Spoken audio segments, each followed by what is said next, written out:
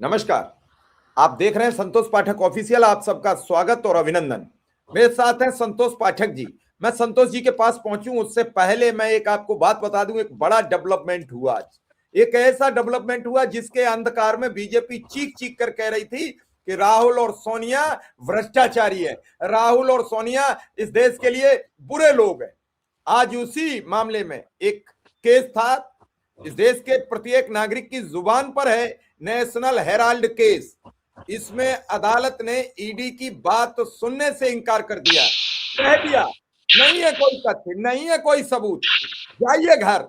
अब क्या होगा भाजपा का, क्या होगा दिल्ली पुलिस का, और क्या बची साख ईडी की। जब आप अदालत किसी केस को सुनने से इनकार कर देती है तो उस केस की स्थिति बड़ी खतरनाक साबित हो जाती है। वो सुनने के लायक नहीं था। कहां मुंह दिखाएगी अब वो पार्टी जो दिनों रात कोसती थी सोनिया राहुल जमानत पर हैं, फलाएं फलाएं। इन सब बातों से आज बड़ी हलचल पैदा हो गई। लेकिन ये जीत कब हुई? जब सदन चल रहा था। क्या मीडिया जिस हिसाब से एफआईआर की खबर को लेकर तत्पर थी उसी हिसाब से इस खबर को लेकर मैदान में आएगी? देखना पड़ेगा। मैं संतोष जी का स्वागत करता हूं, अभिनंदन करता हूं। और मेरा ये सवाल है, क्या इस केस की उसी हिसाब से रिपोर्टिंग होगी जिस तरीके से एफआईआर की रिपोर्टिंग हुई? बहुत बहुत धन्यवाद शिव जी, और संतोष पाठक ऑफिशियल यूट्यूब प्लेटफॉर्म के भी तमाम दर्शकों को नमस्कार। दतिया आया हूँ माता रानी का आशीर्वाद लेने के लिए, और एक बड़ा फैसला आया अदालत का। शिव जी ने कहा कि नहीं, बैठना पड़ेगा, तो जहां जगह मिली थोड़ी सी लेकर बैठ गया हूं मैं आप लोगों के सामने। और रिपोर्टर आदमी रहा हूं तो कहीं से भी लाइव करने का एक तरह से आदत रही है। लेकिन शिव जी, आज आपको एक और बात माननी पड़ेगी कि संतोष पाठक की बात एक बार फिर से सही साबित हो गई। जिस दिन दिल्ली पुलिस द्वारा एफआईआर दर्ज करने की खबर आई थी, मैंने उस दिन ही कह दिया था कि इसका मतलब है कि ईडी के मामले में जो जज साहब ने अपना फैसला सुरक्षित रख लिया है, उस फैसले में मामला साफ होने जा रहा है। और ये मैं फिर वही कह रहा हूं, मुरली मनोहर जोशी एक रिपोर्ट तैयार करते हैं 70 पेज की, उससे पहले वो रामलीला मैदान में प्रधानमंत्री कुछ अनाउंसमेंट कर देते हैं। जज साहब फैसला लेकर तैयार बैठे रहते हैं, उससे पहले दिल्ली पुलिस में एफआईआर दर्ज करवा दी जाती है। तो ये कोई संजय वाली दिव्य दृष्टि तो नहीं होगी प्रधानमंत्री की और गृह मंत्री की। जाहिर सी बात है कि जो बातें कही जाती है जासूसी की, उस बातों में कहीं ना कोई तो सच्चाई है। और ये बात मानना पड़ेगा कि हमने उसी दिन कहा था, जिस दिन दिल्ली पुलिस ने एफआईआर दर्ज कर ली थी, हमने कहा था कि ईडी की चार्जशीट में कुछ है नहीं, मामला खारिज होने वाला है। और सिर्फ उलझाए रखने के लिए, सिर्फ फंसाए रखने के लिए और सिर्फ बयानबाजी करने के लिए जो है वो दिल्ली पुलिस से एफआईआर दर्ज करवा दी गई है। और अब जो क्या क्या हुआ है वो जरा मैं बता देता हूं कि 16 दिसंबर को, यानी आज जो है, नेशनल हेराल्ड से जुड़े मनी लॉन्ड्रिंग के मामले में राउज एवेन्यू कोर्ट ने ईडी की दाखिल चार्जशीट पर सुनवाई करने से इनकार कर दिया है। इससे बड़ी फटकार नहीं हो सकती, इससे बड़ा जज का फैसला नहीं हो सकता।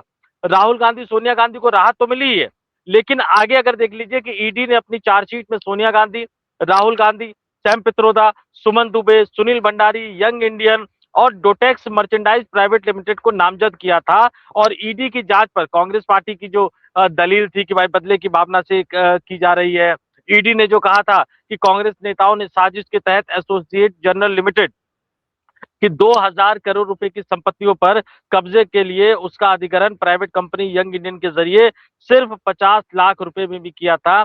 और चार्जशीट से पहले प्रॉपर्टी को जब्त करने की भी कार्रवाई की गई थी शिव जी।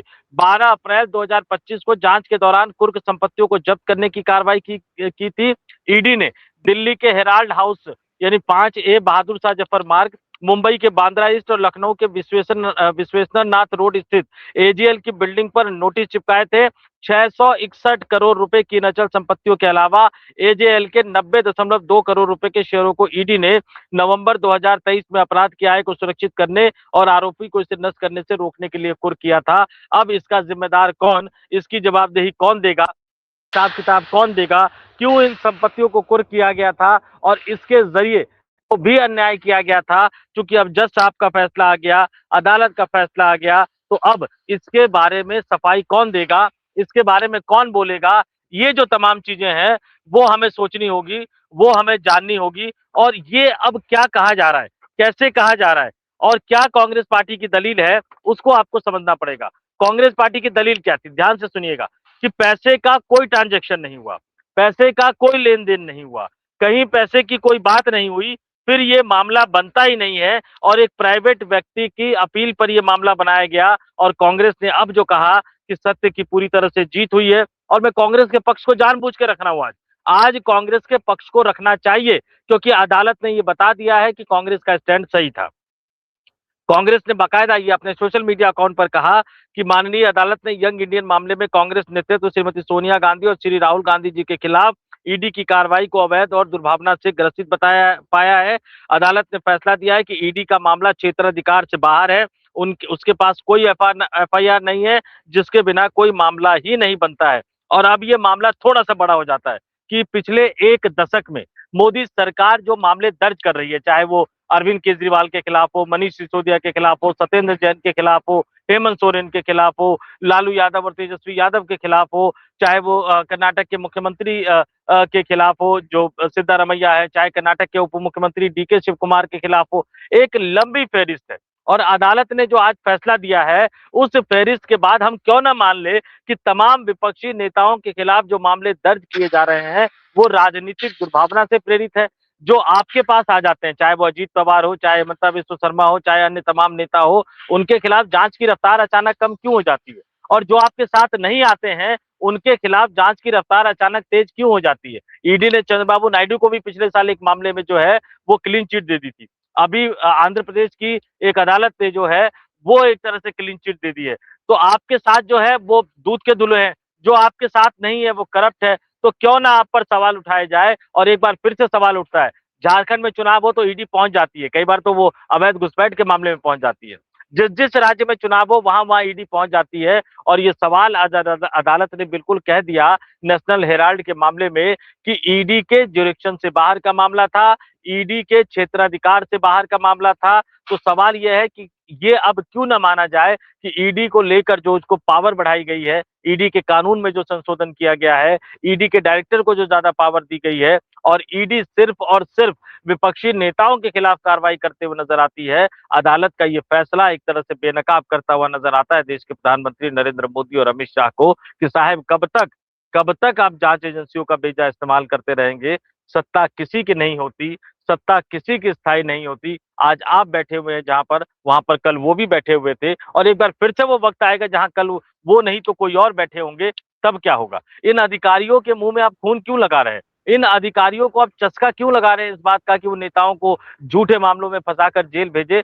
अधिकारी किसी के सगे नहीं होते, जांच एजेंसी किसी के सगे नहीं होती। वो तो कुर्सी पर जो बैठा होगा अधिकारी उसी को सैल्यूट करता है ना शिव जी। बिल्कुल। वो तो सिंपल सी बात है ना। कल तक जिनको नितिन नवीन को नितिन कहकर बोलते थे, और नितिन 10 बार टाइम मांगे तब जाके जेपी नड्डा अमित शाह का टाइम मिले ना मिले कोई तय नहीं था। आज अमित शाह उन्हीं नितिन नवीन को नितिन जी कहकर बोल रहे हैं, जेपी नड्डा नितिन जी कहकर बोल रहे हैं। क्यों? क्योंकि ये समय का सम्मान है, ये पद का सम्मान है, और पद किसी के स्थायी तो रहता नहीं है, कहीं किसी का स्थायी नहीं रहता। इस देश ने कितने प्रधानमंत्री देख लिए? Pandit Jawaharlal Nehru, Gulzari Lal Nanda, Lal Bahadur Shastri, Indira Gandhi, Morarji Desai, Charan Singh, Rajiv Gandhi, V P Singh, Chandrashekhar, P V Narasimha Rao, H D Deve Gowda, Inder Kumar Gujral, Atal Bihari Vajpayee, Manmohan Singh और नरेंद्र मोदी। कोई प्रधानमंत्री स्थायी रहा क्या इस देश में? कोई प्रधानमंत्री स्थायी नहीं रहा। लेकिन एक प्रधानमंत्री जिनके ऊपर जांच एजेंसियों के दुरुपयोग के आरोप लग रहे हैं, इसका मतलब है कि वो लोकतांत्रिक परंपराओं को धत्ता बता रहे हैं, लोकतांत्रिक परंपराओं को एक तरह से तोड़ रहे हैं। क्यों? सिर्फ राजनीतिक माइलेज लेने के लिए। क्या आप चुनावी सभाओं में कह सके कि सोनिया बेल पर है, राहुल गांधी बेल पर है, दोनों जमानत पे है, सिर्फ यही बयानबाजी करने के लिए, सिर्फ इसी तथ्य पे राजनीतिक फायदा उठाने के लिए? जमानत व्यक्ति का अधिकार है, न्याय के मूलभूत सिद्धांत का अधिकार है। जमानत के बिना, बिना चार्जशीट के लंबे समय तक हेमंत सोरेन को रखा गया, वो भी गलत था। अरविंद केजरीवाल को रखा गया, वो भी गलत था। मनीष सिसोदिया को रखा गया, वो भी गलत था। और चंद्रबाबू नायडू को जो वाईएसआर जगनमोहन रेड्डी की सरकार ने रखा था, मैं फिर मानता हूं कि वो भी गलत था। किसी भी राजनीतिक दल के व्यक्ति को अगर आप गिरफ्तार करते हैं, तो मुझे लगता है कि जांच एजेंसियों को पहले चार्जशीट दायर कर देनी चाहिए कि भाई इन इन मामलों में हम गिरफ्तार कर रहे हैं, और आप गिरफ्तार हम कर रहे हैं, आप मुकदमे की सुनवाई कीजिए और 6 महीने के अंदर सजा सुनाइए। आप गिरफ्तार कर लेंगे, महीनों तक चार्जशीट नहीं आएगी, बाद में आप पल्ला झाड़ते हुए नजर आएंगे। इसका मतलब है बदनीयती है, इसका मतलब है कि आपके नियत में खोट है, इसका मतलब है कि आपके नियत में बेईमानी है। और अब मैं फिर कह रहा हूं कि एक नई राजनीतिक नौटंकी शुरू होगी। अब तो ईडी वाले मामले में फैसला आ गया ना, क्या दिल्ली पुलिस एफआईआर वापस क्योश करेगी? नहीं करेगी। अब दिल्ली पुलिस जांच करेगी, दिल्ली पुलिस समन भेजेगी, दिल्ली पुलिस फिर अरेस्ट वारंट जारी करेगी, फिर वो जमानत के लिए जाएंगे अदालत में, फिर अदालत से जमानत मिलेगी, और फिर ये पूरे के पूरे भाजपाई के इकोसिस्टम वाले कहते रहेंगे कि देखो सोनिया गांधी और राहुल गांधी भी तो जमानत पर। तो ये मामला, अब बाकी दर्शकों से कहूंगा कि भैया आप ही कमेंट करके बता दो, इतनी बेशर्मी से जांच एजेंसियों का दुरुपयोग भला कौन करता है? ये शब्द मत कीजिए, किसी से चोर कहोगे तो वो रूठ जाएगा। जो बेशर्मी कर रहे हैं उनसे बेशर्मी की बात कह दोगे तो वो रूठ जाएंगे। लगातार अभी तो पत्रकारों के खिलाफ नोटिस और कानूनी कार्रवाई चलती है। इन सब चीज से बचे रहो। जनता को सोचने दीजिए, जनता विचार करे कि आखिर ये कब तक ये खेल खेला जाएगा, कब रुकेगा ये। सवाल ये नहीं है, सवाल ये है कि ऐसे केसों को सोशल मीडिया पर स्पेस मिलता है। राहुल सोनिया के आप विरोध पर पोस्ट लिखिए, फिर उस पर कमेंट देखिए, और आप उनके समर्थन में पोस्ट लिखिए, फिर कमेंट देखिए। आज भी कांग्रेस या दूसरे दल के लोग दायरा, जो ठीक कमेंट करते हैं, जो ठीक खबरें करते हैं, उनके लिए कमेंट करने के दायरे दूसरे हैं। लेकिन जो 24 घंटे अनर्गल खबरों पर काम करते हैं, उनके लिए दायरे दूसरे हैं, और वो होने भी चाहिए। भाई अगर अदालत ने एफआईआर लिखी, तब हमने और संतोष जी ने उस पर भी रिपोर्टिंग की, कहा कि अदालत ने, लेकिन हमने अपने तथ्य रखे कि निश्चित रूप से ईडी कमजोर पड़ गई है, इसीलिए अदालत में दिल्ली पुलिस एफआईआर लेकर जा रही है, और आज वही साबित हुआ। तो हम लोग बड़ा सोच समझकर रिपोर्टिंग करते हैं। हम हवा में नहीं खेल करते हैं, हम हवा में आपको समझाने का प्रयास नहीं करते हैं। हम करते हैं तथ्य और सबूतों पर और पढ़कर। हम हवा में घूमकर किसी दल का प्रमोशन करने नहीं आते हैं।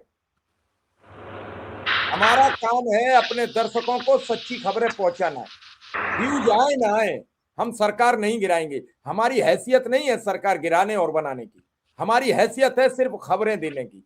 हमारी हैसियत है सही खबरें लाने की। हमारी हैसियत है रिसर्च करके बनता क्या है इस खबर का असर, और जो कहा वो हुआ। कितनी बार कहा, मुरली मनोहर जोशी खबर में कहा, प्रधानमंत्री ने कहा, हमने ये भी कहा कि ये रिपोर्ट नहीं ठहरेगी, नहीं ठहरी आज अदालत में। देखते हैं दिल्ली पुलिस का क्या कदम होगा। लेकिन इस सब के बावजूद क्या संतोष जी मीडिया अपना वही रोल दिखाएगी? एफआईआर के बाद जेल जाएंगे राहुल सोनिया, क्या आप कहेंगे बेदाग छूट गए राहुल सोनिया?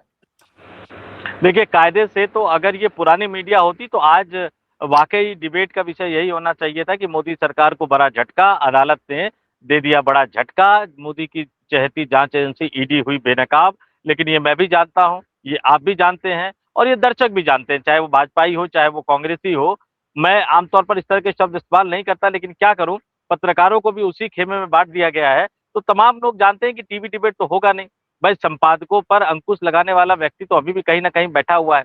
और जहां तक आपने बात कही कि दोनों ही तरफ ये कहा जा रहा है कि कांग्रेस पार्टी ने यूट्यूबर और डिजिटल मीडिया के कई इन्फ्लुएंसर को बुलाया था, कई घंटों तक मुलाकात नहीं हुई, अपमानित होकर कांग्रेस पार्टी के मुख्यालय से वापस आए हैं। अच्छा, ये भी खबर हवा में तैर रही है कि एक बड़े उद्योगपति ने कई सौ यूट्यूबर और इन्फ्लुएंसर को बुलाया और ठीक ठाक उनकी मेहमान नवाजी की। तो खैर वो भी एक जमाना है, लेकिन हम तो क्या, मैं सड़क पर बैठा हुआ हूँ, हम सड़क से रिपोर्टिंग कर रहे हैं। बता दो कि 2-2 लाख को 3-3 लाख के गिफ्ट वाउचर मिले हैं। नहीं, मैं वो तो चीजें सब जगह है, वो तो लोगों को पता होगा। लेकिन हम और आप क्या है, हम और आप तो देखिए जमीनी पत्रकारिता क्यों करते हैं? क्योंकि ना काहू से दोस्ती, ना काहू से बैर, ना तो हम किसी की दावत में जाते हैं, ना हम किसी के इन्फ्लुएंसर मीट में जाते हैं। और वैसे भी हम इतने बड़े इन्फ्लुएंसर तो बने नहीं है अभी तक कि भाई हम बड़े बड़े पार्टियों में नजर आए। लेकिन हाँ, हम जनता की रिपोर्टिंग करते हैं, हम सड़क से रिपोर्टिंग करते हैं, हम जनता को सच बताते हैं। हाँ, जनता भी कई बार हमारा साथ नहीं देती है शिव जी।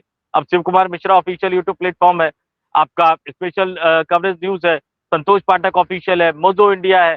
अब जनता अगर थोड़ा बहुत भी हमें साथ दे देगी तो हमें कहीं जाने की जरूरत नहीं है। हमें ना उद्योगपतियों की जरूरत है, ना हमें नेताओं की जरूरत है। और मैंने जब से सक्रिय रिपोर्टिंग छोड़ी है, 1 साल से ज्यादा का वक्त हो गया है, तब से शिव जी नेताओं से मिलना जुलना लगभग लगभग मेरा जो है वो बंद है। कुछ व्यक्तिगत दोस्ती है, कुछ व्यक्तिगत फंक्शन किसी के परिवार के होते हैं, पारिवारिक फंक्शन में तो मैं निश्चित तौर पर जाता हूँ, नहीं तो वो चीजें मैंने बंद कर दी है। क्योंकि जब तक नौकरी थी तब तक नेताओं के आगे पीछे, चूंकि संस्थान के लिए घूमना मजबूरी था। अब अपना तो सिंगल एजेंडा है कि भैया ना काहू से दोस्ती, ना काहू से बैर, सबकी खबर लेंगे, सबकी खबर आपको देंगे, डंके की चोट पर देंगे, चाहे नोटिस आ जाए, चाहे कुछ भी आ जाए। डंके की चोट पर खबर देंगे। और वैसे भी माता रानी का आशीर्वाद लिया है, आज सुबह सुबह दतिया में पीताम्बरी माता रानी का आशीर्वाद लिया है, तो माता रानी का आशीर्वाद है अपने साथ।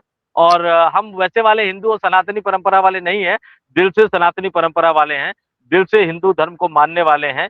मैथिल ब्राह्मण हूँ, पूजा पाठ पे यकीन करता हूँ, तो जो भगवान ने लिखा होगा वो लिखा ही होगा, लेकिन मैं अपना कर्तव्य करूंगा और हम लगातार बार बार डंके की चोट पर दम ठोक कर अपनी खबर कहते रहेंगे, जो सच होगा, जो सत्य होगा। और आज मैं फिर कह रहा हूं कि अब दिल्ली पुलिस पर प्रेशर होगा कि वो तेजी से जांच करे, और तेजी से जांच इसलिए करे ताकि सोनिया गांधी, राहुल गांधी को फिर अदालत में जाकर अग्रिम जमानत लेनी पड़ जाए, ताकि जनसभाओं में वो कहते हुए नजर आए। लेकिन इस बीच 19 दिसंबर का दिन नजदीक आ रहा है। प्रधानमंत्री नरेंद्र मोदी आज उस फोटो को वायरल कर रहे हैं कि भाई वहां के युवराज ने उनको गाड़ी में बिठा के म्यूजियम घुमाया, और फिर बता रहे हैं कि मोहम्मद साहब की कौन सी पीढ़ी के हैं। देश में आप हिंदू मुसलमान करोगे, बाहर जाके आप मोहम्मद साहब की पीढ़ी को याद करोगे कि उन्होंने आपको गाड़ी की अगली सीट पर बिठा के घुमा दिया। अरे कब तक डबल स्टैंडर्ड चलेगा भैया? देश में भी अगर आपको सबका साथ, सबका विकास और सबका विश्वास को लेकर काम करो।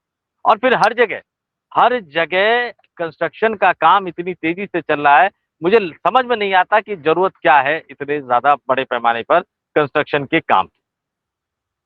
चलिए संतोष जी, फिर देखते हैं, किसी मुद्दे पर बात करते हैं। फिलहाल तो इस खबर को यहीं विराम देंगे। धन्यवाद, आभार, नमस्कार। बहुत बहुत धन्यवाद, नमस्कार। और तमाम दर्शकों से फिर कहूंगा, आप ही हमारी ताकत है। तो भैया लाइक कर दो, कमेंट कर दो, 2-4 लोगों तक बढ़ा दो। बड़ी मुश्किल से अब संकट का एक नया दौर शुरू होने वाला है, और हम बड़ी मुश्किल से अपनी बातों को आपके पास रख रहे हैं। पता नहीं कब कहां से कौन सा फरमान आ जाए। सरकार भी कुछ सोच रही है, और मुझे तो पता लगा है कि राष्ट्रीय स्वयंसेवक संघ भी कुछ सोच रही है कि नहीं भैया अब बहुत हो गया। अब वो तो सोच रही है क्योंकि कलई खुल रही है, बार बार कलई खुल रही है। और संतोष पाठक, शिव कुमार मिश्रा तो कलई खोलते रहेंगे, सच तो बोलते रहेंगे। भैया आप फन्ने खा बनते रहोगे स्वयं सेवकों के सामने, और जहां आपको अपनी बात रखनी है वहां भीगी बिल्ली बन जाओगे, तो मैं तो बोलूंगा और बोलता रहूंगा। नमस्कार, धन्यवाद।